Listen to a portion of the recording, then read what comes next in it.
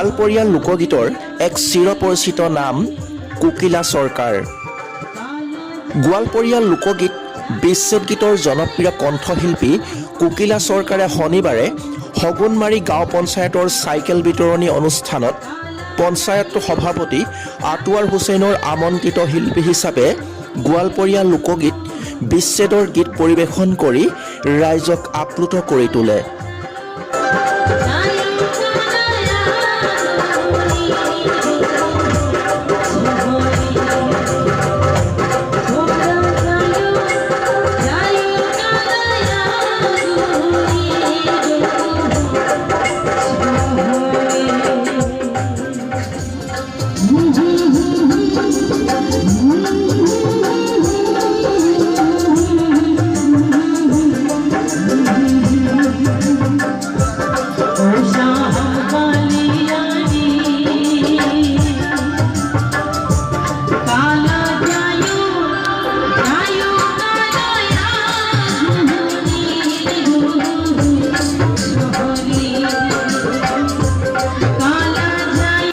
কোকিলা চৰকাৰে কোনমাৰীতে নহয় সমগ্ৰ অসমৰ বিভিন্ন প্ৰান্তৰৰ লগতে পশ্চিমবংগৰ বিভিন্ন সাংস্কৃতিক অনুষ্ঠানত অংশগ্ৰহণ কৰি গোৱালপৰীয়া লোকগীত বিচ্ছেদ গীত পৰিৱেশন কৰি জনপ্ৰিয়তা অৰ্জন কৰিছে।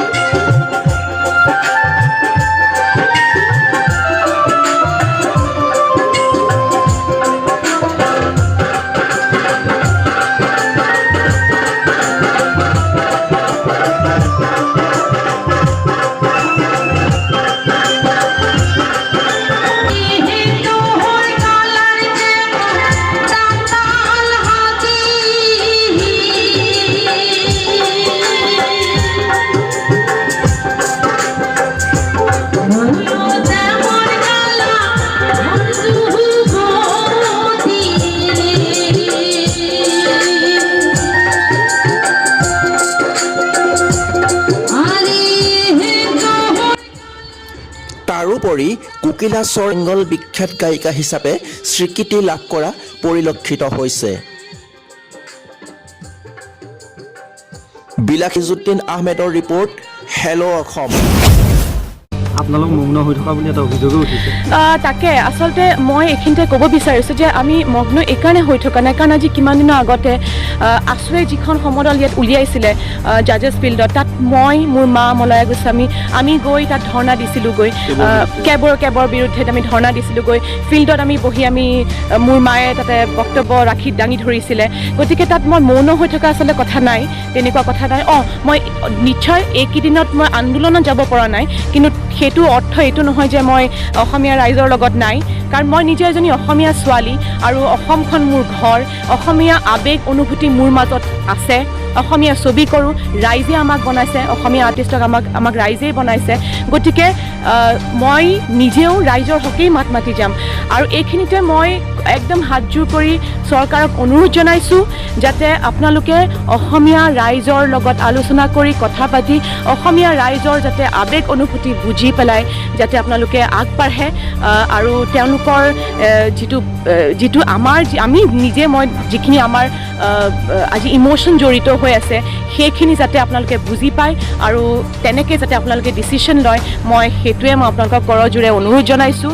বিতৰ্কিত কেবক লৈ তীব্ৰ বিৰোধিতা কৰি আছে অসমৰ ছাত্ৰ সমাজৰ পৰা শিল্পী, সাহিত্যিক, সাংবাদিক, নাগৰিক সমাজ, শিক্ষাবিদ, বুদ্ধিজীৱী। এই জটিল পৰিস্থিতিত অভিনেতা যতীন বৰা, বৰষাৰাণী বিষয়া আৰু নিশিতা গোস্বামীৰ মৌনতা অৱলম্বনক ছ'চিয়েল মিডিয়াত তীব্ৰ ককৰ্থনা কৰাৰ পাছত দেওবাৰে অসমৰ জনপ্ৰিয় অভিনেত্ৰী নিশিতা গোস্বামীয়ে বিতৰ্কিত কেবৰ বিৰোধিতা কৰিছে বুলি জনালে সংবাদ মাধ্যমক। কামৰ ব্যস্ততাৰ বাবে কেব বিৰোধী আন্দোলনত যোগদান কৰিব পৰা নাছিল অভিনেত্ৰীগৰাকীয়ে। অসমৰ জাতি মাটি ভেটি ৰক্ষাৰ বাবে সদায় অসমৰ ৰাইজৰ লগত থিয় হৈ ৰ'ব Nishita Goswami. News desk report, hello' Assam. কিবা অসমীয়া